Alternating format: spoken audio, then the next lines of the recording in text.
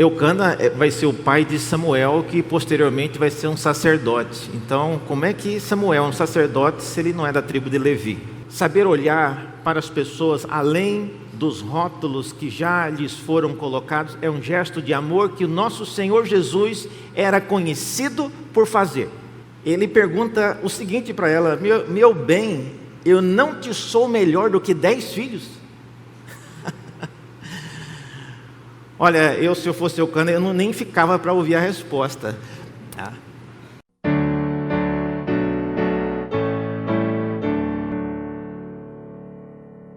O Senhor Deus nos fala por meio da palavra que já foi lida no início do culto.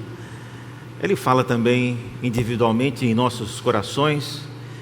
Ele fala por meio dos cânticos que são compostos com base em textos bíblicos.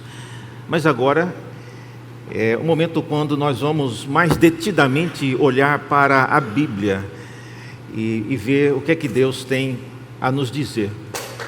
E eu estou em vantagem sobre você, porque Deus já me falou, já desde muito tempo antes.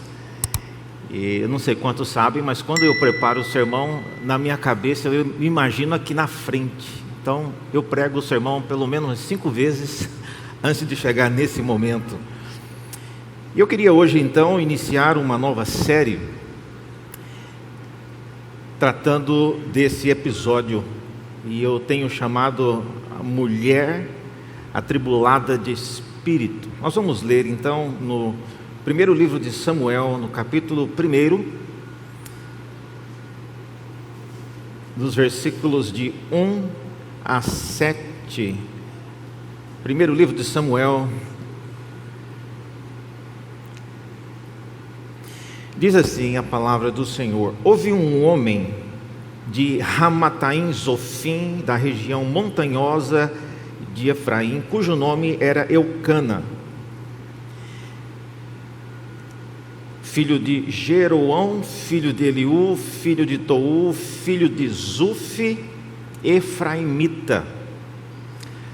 Se você tem costume de anotar na sua Bíblia, e eu gostaria que você desenvolvesse esse costume, mas sublinhe essa palavra efraimita, porque Eucana vai ser o pai de Samuel, que posteriormente vai ser um sacerdote. Então, como é que Samuel é um sacerdote se ele não é da tribo de Levi? Nós vamos ver isso depois. Mas é dito que ele era efraimita. E tinha ele 2 mulheres, uma se chamava Ana e a outra Penina. Penina tinha filhos, Ana, porém, não os tinha. E este homem subia da sua cidade de ano em ano a adorar e a sacrificar ao Senhor dos Exércitos em Siló.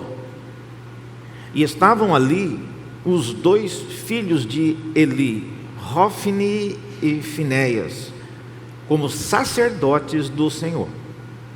E no dia em que Eucana oferecia o seu sacrifício, dava a ele porções deste a Penina, sua mulher, e a todos os seus filhos e filhas. A Ana, porém, dava porção dupla, porque ele a amava, ainda mesmo que o Senhor a houvesse deixado estéril. E a sua rival a provocava excessivamente para a irritar, porquanto o Senhor lhe havia cerrado a madre. E assim o fazia de ano em ano, e todas as vezes que Ana subia à casa do Senhor, a outra a irritava, pelo que chorava e não comia. Até aqui a palavra do Senhor. Vamos orar mais uma vez?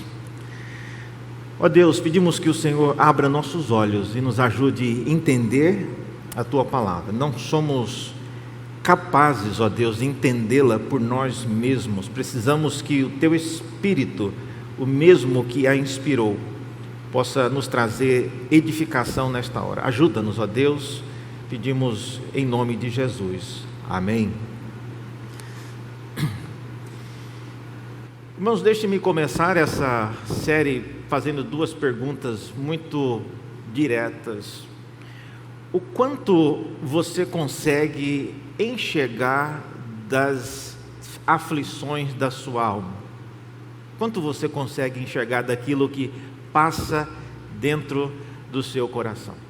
Seja você uma mulher ou um homem, quanto você consegue enxergar?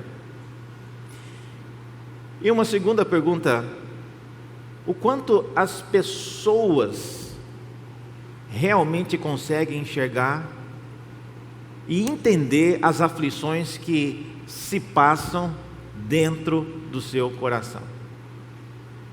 Você já parou para pensar nisso?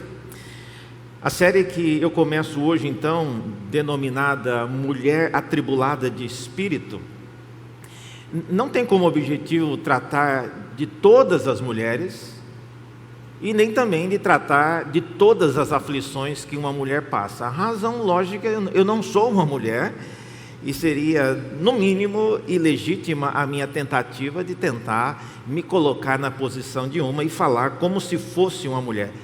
Tem coisas que nenhum homem jamais conseguirá perceber da perspectiva de uma mulher, especialmente algumas aflições que elas passam. Então, não é esse o objetivo. O título da série vem de um comentário que a personagem principal fez, quando ela se delongava na oração diante do Senhor, e porque as suas palavras não eram ditas com os lábios, mas apenas com o coração, e alguém julgou a sua demora como sendo resultado de bebedice. Então, nesse respeito foi que ela disse as seguintes palavras: eu sou mulher atribulada de espírito. E logo abaixo ela diz: pelo excesso da minha ansiedade e da minha aflição é que tenho falado até agora. Então, a tribulação de espírito que Ana se refere aqui não é uma coisa peculiar, irmãos, de mulheres apenas. Há pelo menos dois homens na Bíblia que também usaram a mesma expressão que Ana usou para descrever aquilo que eles estavam passando. O primeiro deles é o nosso conhecido Jó. Em um certo ponto, nos diálogos que são inúmeros, depois vocês podem ver isso, mas Jó fala, no capítulo 7, de que ele falaria na amargura da sua alma. Então, embora em português não seja a mesma expressão, mas em hebraico é. Então, ele descreve, pelo menos ele usa a mesma expressão que Ana usa, e mostrando que ele também passava por uma situação semelhante, não era a mesma. Jó não era estéril e não podia ter filho, não era isso. Mas a aflição da alma é descrita com os mesmos termos. Outro personagem que também usa essa expressão é o rei Ezequias, depois de ter sido avisado pelo profeta Isaías de que a sua doença seria para a morte. Os irmãos conhecem a história, descrita em Isaías capítulo 38. Ele chora profundamente, ora diante de Deus e em algum momento ele usa também a expressão de que a sua alma encontrava-se em amargura, mesma expressão que Ana usa. Assim sendo, o meu objetivo então não é falar somente de aflição de mulheres, mas é falar da aflição da alma e tomando como exemplo esse caso de Ana, que tem muita coisa a nos ensinar. E é muito fácil, irmãos, nós olharmos para pessoas e não considerar exatamente e não enxergar além dos rótulos que às vezes nós colocamos nas pessoas e não conseguir entender aquilo que elas passam. E quando conseguimos olhar então para além dos rótulos que já lhes foram colocados, isso é um gesto de amor, eu diria. Você conseguir olhar para as pessoas, além dos rótulos que já lhes são colocados: essa pessoa é sempre assim, essa pessoa está sempre desse jeito, essa pessoa está sempre andando cabisbaixo, essa pessoa está sempre.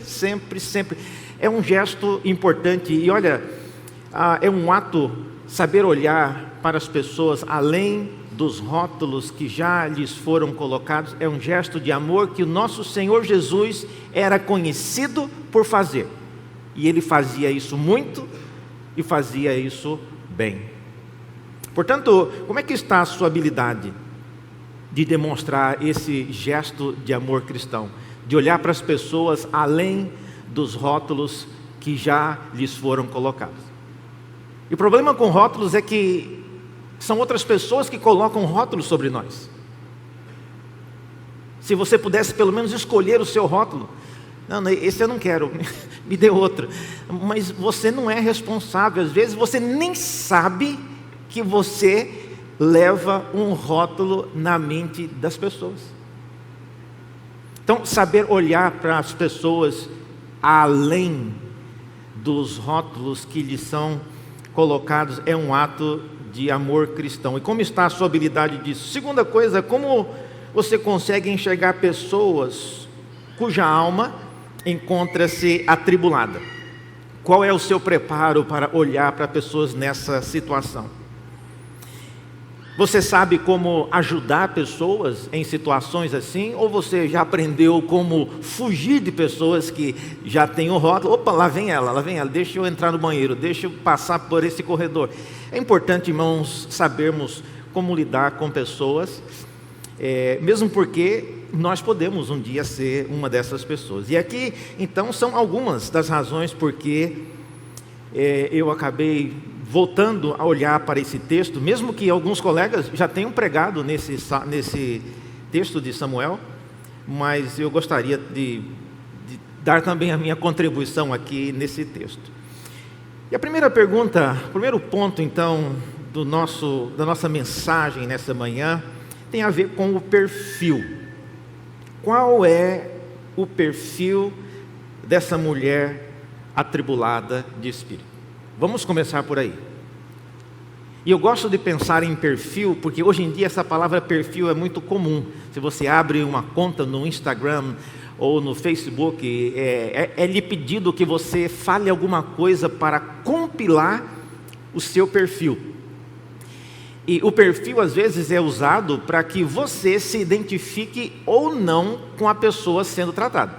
Dependendo do perfil, você pode fazer já o juízo. Não, isso não tem a ver comigo, não tem nada a ver com esse perfil. Ou, dependendo do perfil, você pode sim se identificar. Mas vamos pensar então um pouco no perfil dessa personagem, Ana, descrita no texto que temos diante de nós. Eu tenho aqui pelo menos 5 características desse perfil. A primeira delas é que Ana era uma pessoa que fazia parte de um relacionamento bígamo. A Ana era esposa de um marido que tinha 2 mulheres. Isso não é algo comum entre nós, no Brasil, entre os cristãos, mas é algo que acontece ao redor do mundo. E aqui não estou falando de um marido que tem uma outra, no caso, tem um caso, uma pessoa que ninguém sabe. Não, vivi as 2 na mesma casa. Isso é diferente, irmãos.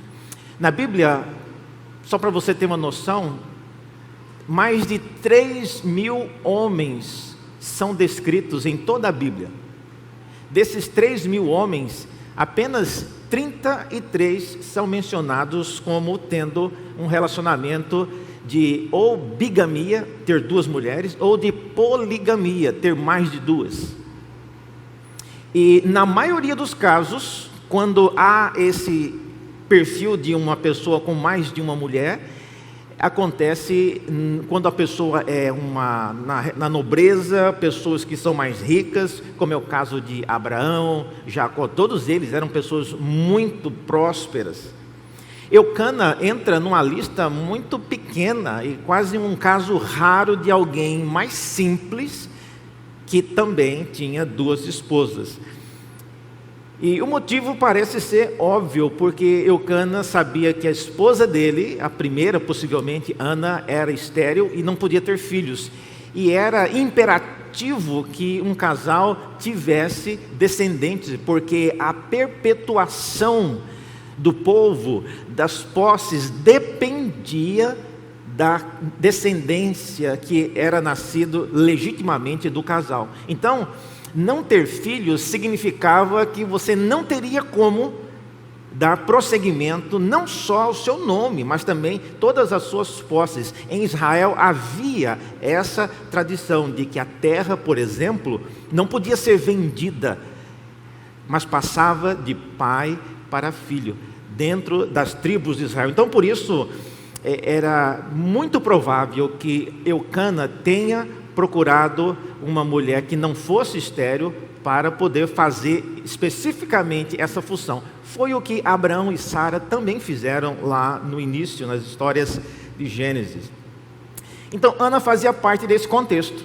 Era um problema que ela, particularmente, não tinha muito a ver com isso, exceto que ela era estéril, mas a situação na qual ela estava envolvida era diferente, tinha esse particular. Segunda coisa, Ana era parte de um lar que praticava rituais religiosos da lei de Deus e eram muito zelosos.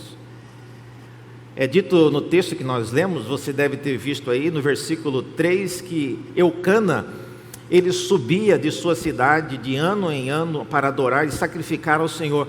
Olha, isso é excepcional quando você olha para o período em que isso está acontecendo.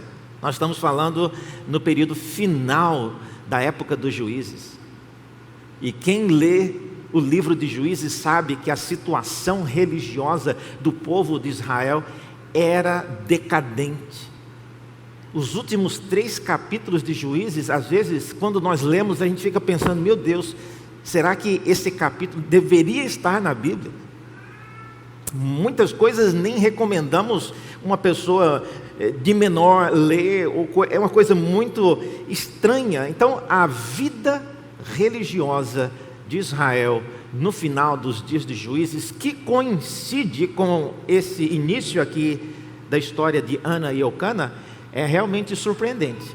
Que ainda tenha um homem, uma família que ia e que subia diante de todas as diferenças do contexto, ele subia para adorar ao Senhor.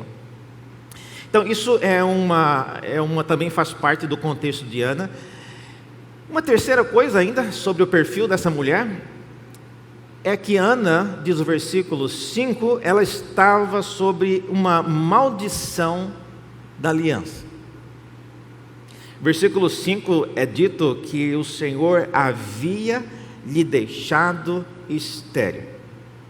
Você pode falar qualquer coisa que você quiser, que era um problema hereditário, era um problema de alimentação, qualquer que sejam os fatores que tornem uma mulher estéril hoje, a Bíblia está colocando da perspectiva de que o problema de Ana tinha a ver com aquilo que o Senhor havia feito. Então, eu não quero aqui dizer que a esterilidade hoje é fruto de um castigo de Deus. Mas eu estou dizendo que nos dias do Antigo Testamento, esse problema estava ligado com a maldição da aliança. Agora, entenda, não que Ana tivesse feito algo que merecesse esse castigo, não é isso. Mas Deus usava e Ele escolhia algumas mulheres diante do povo para deixá-las estéreis, e ao ver isso, o povo de Israel se lembraria de que se há mulheres estéreis, se há o rebanho, as vacas estéreis, se há a plantação que não dá o fruto que deveria dar, isso era uma lembrança de que o povo andava longe dos caminhos do Senhor. Então, são sintomas que a própria aliança já havia previsto. Quando vocês virem mulheres estéreis se multiplicando, pode atentar. É parte dos sinais de alerta que Deus está dando de que a sua aliança está sendo quebrada. Então, Ana é parte desse contexto. Ela foi escolhida para carregar esse sinal de Deus. Então, não devemos imputar a Ana particularmente nenhum erro, nenhum pecado que justificasse ela ser estéril. Mas ela foi escolhida por Deus para carregar essa bandeira, o sinal de que o povo andava longe do Senhor. E essa é uma dos aspectos do seu perfil. Uma quarta coisa ainda sobre Ana é que Ana, ela estava caminhando para a penúria. Se ela continuasse estéril, sem filhos, ela caminhava para a penúria, ou seja, ela não teria descendente, ela teria que depender da boa vontade e da misericórdia e da benevolência dos irmãos e das pessoas da sua cidade. Esse era o destino. É por isso, irmãos, que na Bíblia vocês já devem ter visto várias vezes quando atos de bondade são mencionados na Bíblia, eles são mencionados em relação a 3 grupos, e dentre eles aparece o órfão, a viúva e o estrangeiro. Então veja, uma pessoa que não tem mais como fazer a passagem da herança ou se vincular à herança do povo de Deus, acaba se tornando alvo, dependendo da atitude da geração, de muita privação. Nós vimos isso na série de exposições do reverendo Felipe sobre Ruth, e nós vimos de maneira muito clara a importância disso. Mas Ana então era alguém, se continuasse da maneira que estava, ela deveria caminhar para a penúria. Isso talvez explique uma das frases mais irônicas talvez desse relato, que é o comentário que Eucana faz, que muitas mulheres torcem o nariz quando leem. Quando Eucana procura saber por que a mulher estava triste, ele pergunta o seguinte para ela: meu bem, eu não te sou melhor do que 10 filhos? Olha, se eu fosse Eucana, eu nem ficava para ouvir a resposta. E eu não recomendo nenhum marido fazer essa pergunta para uma mulher triste, uma mulher zangada, uma mulher, né? Não é uma pergunta, mas vamos entender o que está acontecendo aqui. Qual é o contexto dessa pergunta? Essa pergunta, irmãos, que a Eucana faz, não te sou eu melhor que 10 filhos, tem a ver exatamente com a sua atitude de tentar compensar o que era inevitável, de que Ana não teria descendentes e que por causa disso não teria herança. Tudo aquilo que Eucana, estava dando a Ana, sempre em dobro, as ofertas que ele dava a Ana era em dobro, e certamente os benefícios que ele dava em vida dele era em dobro a ela. Então é isso que ele quer dizer: o que eu estou te dando vale mais do que se você tivesse 10 filhos, porque se você tivesse 10 filhos, talvez você ganharia em herança talvez um valor X, e o que eu estou te dando agora é muito mais. Então é nesse sentido que ele fala. Obviamente que ele não está falando e comparando o amor que uma mãe tem em relação ao seu filho, que é aquilo que ele faz por ela, de jeito nenhum. Mas então é nesse sentido. Uma última coisa ainda sobre o perfil de Ana, é que Ana era uma mulher sob um assédio emocional. Ana vivia numa situação que ela era assediada, e essa outra mulher fazia coisas que eram dirigidas especificamente a Ana. E olha, provocar alguém não é uma coisa fácil de ver. Quem tem filhos sabe que às vezes um provoca o outro com coisas que são tão pequenas que às vezes nem os pais conseguem ver. E aí a reação que a gente tem: não, larga a mão disso, vocês estão criando coisa na cabeça. E às vezes também, no caso de adultos, até o jeito de respirar, o jeito de olhar, pode gerar um tipo de provocação. E o que eu tenho chamado aqui de um tipo de assédio emocional. Eu estava lendo essa semana sobre a Lei Maria da Penha, e eu estava lendo o relato, e ela classifica esse tipo de situação que Ana enfrentava como sendo uma violência psicológica. Olha só o que diz a Lei Maria da Penha sobre isso. Diz assim: qualquer conduta que lhe cause dano emocional e diminuição da autoestima, ou que lhe prejudique e perturbe o pleno desenvolvimento, ou que vise degradar ou controlar as suas ações, comportamentos, crenças e decisões, mediante ameaça, constrangimento, humilhação, manipulação, isolamento, vigilância constante, perseguição contumaz, insulto, chantagem, ridicularização, exploração e limitação do direito de ir e vir, ou qualquer outro meio que lhe cause prejuízo à saúde psicológica e à autoestima. Isso é a Lei Maria da Penha. Certamente Ana não tinha nada a ver com isso.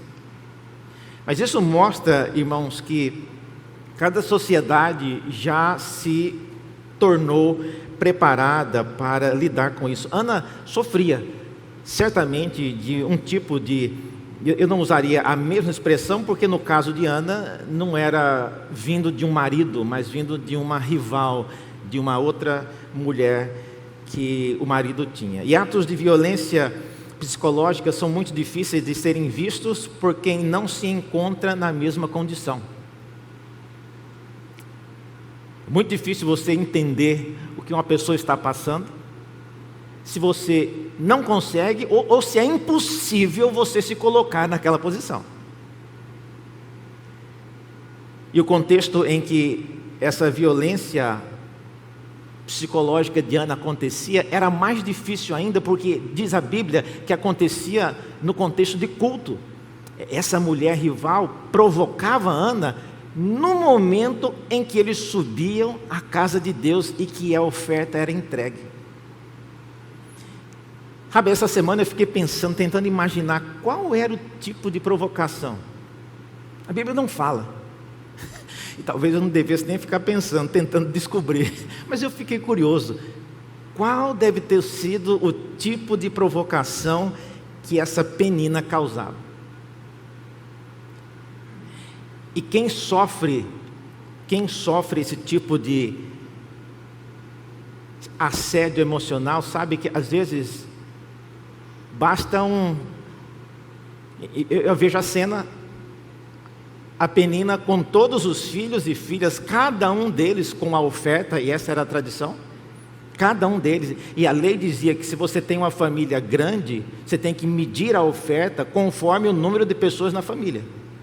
Se você tem uma família pequena, então reduz o tamanho das ofertas, e às vezes até chame alguém para ofertar com você, porque você é de uma família pequena. Agora imagine a cena, Ana chegando com a tigela enorme, cheia de ofertas, e ela sozinha, sem nenhuma filha e nenhum filho. E a Penina do lado chegando com os seus, não sabemos quantos filhos tinha, mas vamos imaginar aí, pela média, né, uns 5 a 8 filhos, cada um com a sua oferta. E a Penina olha para Ana e não precisa ter falado nada, mas só o gesto, às vezes, que as pessoas fazem, já arrasam com aqueles que estão vulneráveis, e possivelmente era essa a situação que Ana enfrentava. E isso devia ter um impacto muito grande na vida dela.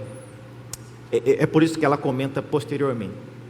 E isso me leva a perguntar que quem realmente consegue ver aquela olhada de desprezo que algumas pessoas fazem a seu respeito e que ninguém mais viu, e às vezes você chama alguém para olhar, eu não estou vendo nada, você está criando coisa da sua cabeça, e realmente só as pessoas que passam por isso às vezes conseguem ver. Isso me leva então ao segundo ponto do meu sermão, da minha mensagem: quem consegue realmente ver a sua aflição? Veja, no texto que nós temos aqui, nós temos pelo menos 3 perspectivas. A primeira perspectiva é a de Eucana. Eucana era alguém que estava no nível, que eu chamo aqui, no nível de saber que Ana estava passando por aflição. Ele sabia. Tanto sabia que ele tentou, de alguma forma, compensar, minimizar. Mas, irmãos, saber que uma pessoa está passando por aflição não é a mesma coisa que entender. São 2 coisas bem diferentes. Eucana pelo menos sabia. já é alguma coisa, porque tem gente também que não está nem aí e que nem sabe que as pessoas passam por esse tipo de aflição. Eucana, então, ele sabia. Uma outra coisa sobre a perspectiva de Eucana é que ele deixou de ser um mero observador e tentou remediar a situação. Ele tentou fazer alguma coisa. Veja no versículo 8 que ele pergunta: por que choras? Ele pergunta: por que não comes? Por que estás triste? E depois faz a famosa pergunta, né? Não te sou melhor do que 10 filhos? Então isso mostra que, de alguma maneira, ele tentou. Ele foi alguém que tomou a iniciativa de fazer alguma coisa. Irmãos, nem sempre nós somos capazes, e eu vou além. Dependendo do tipo de situação emocional que uma pessoa passa, eu não recomendo que todos se aventurem a tratar e ajudar uma pessoa, porque você vai acabar atrapalhando, você vai acabar trazendo um maior dano à pessoa do que você imaginava. Eucana pelo menos tentou, e na sua tentativa ficou claro que ele tinha limitações, o que é natural. Isso mostra que nem todos estão preparados, e é por isso que nós precisamos aprender a encontrar auxílio adequado. Primeiro em Deus, e também em pessoas tementes a Deus que podem nos ajudar nesse sentido. E ainda sobre a perspectiva de Eucana, ele demonstra ter compaixão ao dar ofertas dobradas, como eu disse. Ele não precisava fazer isso, ele não precisava. Aliás, a lei nem recomendava. Para que dar tantas ofertas para uma pessoa sozinha? E não sei se vocês sabem, mas ofertas aqui que eram trazidas, não era a oferta do cordeiro para ser imolado, não, eram ofertas de manjares, eram ofertas que seriam comidas. Então, quem ia comer toda aquela oferta? Se era uma pessoa só, por que vai trazer tanto de comida? O sacerdote não vai comer, ele vai pegar uma amostra só e comer, porque ele tinha que provar de todos, imagina. Então lá vinha Ana com aquela tigelona cheia de comida, e o que a rival podia pensar: olha, que desperdício, que desperdício. Além de ser amaldiçoada por Deus, em tentar jogando fora a comida. Mas Eucana via por um outro lado, ele tentava remediar a situação, então ele tinha compaixão. Agora, irmãos, compaixão é uma coisa que não resolve muito. Eucana demonstra também que ele tinha limitações, a sua perspectiva era limitada. E ter compaixão por uma pessoa atribulada não resolve muito, já é alguma coisa, mas não resolve todo o problema. Agora, encontrar pessoas que possam ajudar pessoas assim, isso ajuda bem mais. Por último, há um terceiro grupo que aparece aí, que é a perspectiva de Hófini e Finéias. Nossa, reverendo, mas não foi dito nada sobre ele. Mas é exatamente. Eles eram as pessoas que deveriam estar atentas para a situação de Ana. O texto diz, pelo menos, que eles eram sacerdotes. E pensa em duas pessoas que não tinham noção de nada. Mais para frente, no livro de Samuel, nós veremos que esses dois eram pessoas imprestáveis, eram homens reprováveis. Estavam lá como sacerdotes, mas eles não tinham a menor ideia do que estava acontecendo. E eu digo aqui que a perspectiva de Hófini e Finéias são de pessoas que não têm a menor noção do que você está passando. E sempre haverá pessoas assim. Você vai passar do lado dele ou dela, eles não fazem a menor ideia daquilo que você passa. Por um lado, isso pode até ser bom, porque tem pessoas que não estão preparadas para lidar com o que você passa, e quando ficam sabendo, acabam criando rótulos, lembra? Então, por um lado é bom, mas é importante que você saiba, sempre terá alguém nesse nível. E em terceiro lugar, a perspectiva de Eli, que eu não vou falar sobre ela hoje, vai ficar para a próxima semana. Mas a perspectiva de Eli é alguém que não só olhou para Ana, mas ele emitiu um juízo muito importante para entendermos todo esse contexto. Conclusão. O que nós podemos concluir então de tudo o que nós vimos hoje? Olha, você já dedicou algum tempo da sua vida para pensar um pouco no seu perfil? Você já pensou no perfil da sua vida? E olha, isso não é uma pergunta vaga. Os termos práticos de você pensar no seu perfil, eu coloquei aqui pelo menos 4 deles. Primeiro, quando você pensa no seu perfil, você vai descobrir ou identificar escolhas feitas no passado que agora estão lhe custando a paz. É isso que você descobre quando você pensa no meu perfil, no seu perfil. Às vezes a gente se esquece muito rapidamente dos erros que nós cometemos e das escolhas ruins que nós fizemos no passado e que hoje estão nos custando a paz. Então pense nisso. Segunda coisa que é importante quando você pensa no seu perfil, você começa a identificar vulnerabilidades. Pontos na sua vida em que você sempre se tornou mais vulnerável. Você olha, olhando em retrospecto, então realmente, todas as vezes, sempre no final do mês, eu ficava mais vulnerável à ansiedade. É lógico, o salário não está dando. Ou, no caso de uma mulher, né, quando eu dava à luz, eu ficava mais vulnerável. Ou quando os filhos estavam doentes, eu ficava mais vulnerável. Então, tente identificar pontos na sua vida em que você se tornava mais vulnerável. Isso é bom, irmãos, isso é bom, porque isso te impede de, quando chegar a aproximar em momentos de vulnerabilidade, você não cometa os mesmos erros. Outra coisa ainda, sobre meditar no perfil, você acaba identificando pessoas que são prejudiciais à sua vida. Eu falo isso com cuidado, com temor e tremor diante de Deus, mas olha, existem pessoas que são prejudiciais à nossa vida.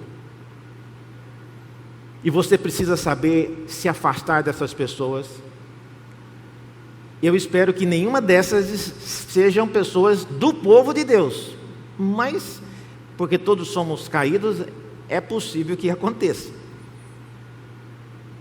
Mas se você sabe que a proximidade com alguma pessoa, especialmente pessoas fora do corpo de Cristo, lhe causam muito mal e que posteriormente acabam lhe trazendo mais aflição de alma, afaste-se dessas pessoas.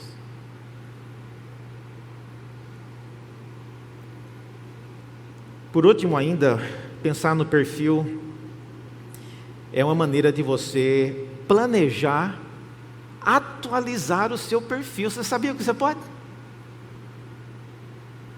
Às vezes o Facebook está tão velho já, né, que você volta lá e olha o perfil. Nossa, quando eu fiz esse perfil aqui, eu gostava dessa música, eu nem gosto mais, né?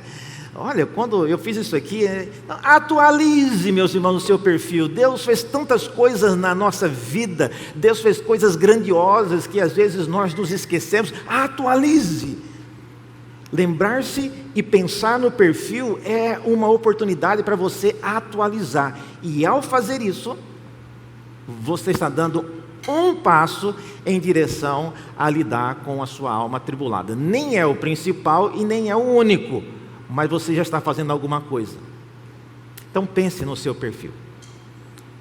E eu oro para que Deus nesta manhã nos ajude a fazer isso. Vamos orar mais uma vez, pedindo que o Senhor nos ajude nessa tarefa. Senhor Deus, obrigado pelo testemunho da Tua palavra. De fato, nem todos sabem o que passamos, só Tu, ó Deus, conheces o nosso coração melhor do que nós mesmos.